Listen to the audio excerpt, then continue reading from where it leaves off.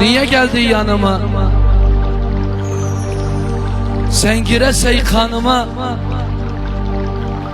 Zalimin kızı gel dağlayım seni, çok da bastı canıma. Suç məndən sevdim seni, büyük ettim başıyı. Uşaqdaki yığılardı, silərdim göz yaşıyı.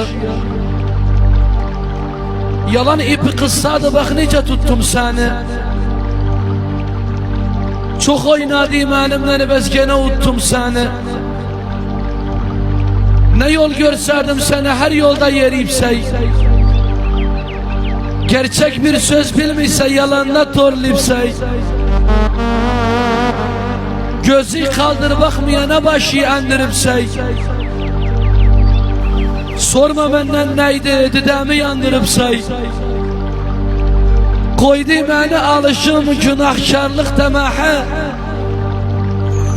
İnni dedi boynumdadı öpüşlerin günahı. Bırak rahat yaşayım, koy aklımı saf edim. Ettiği beni geçti, nasıl birini affedim hara. Hara küsüp gediyse başıydı kara abay. Neneyimce sevip seni, uxsu habersiz babay. Şiirde gö esmerim, kız ettikleri sayıram. Dünen seni seviydim, bugün senden cayıram. Billem alem ögünde aşkımı kirah edisey. Billem deysey koy geçsen, bes kadrimi bilesey. Facebook safhaydan beni haz ederim silesey. Köskideki şiirlerimden beni haz ederim silesey. Daha hayyola adın almayasan dilesem. Dedim bir yollar, günme gün döndü uşaq. O yığılı imen deli çok zahmetli uyuşaq. Niye daldı karşımda, fikri hara gitti hey.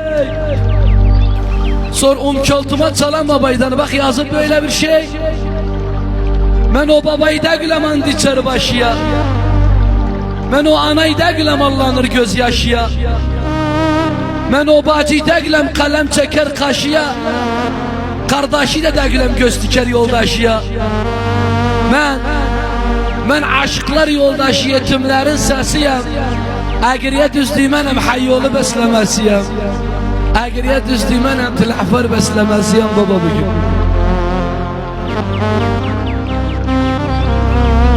Ruhum aldı.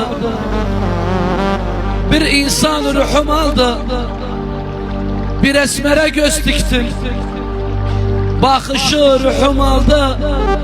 Yer Azrail'den evvel özel cansız ruhum aldı. Can ete kablanıptı, can ete yarı yardan ayıran. Hiç girmezsin can ete. Sevan sevana aldıysa dünya döner can ete.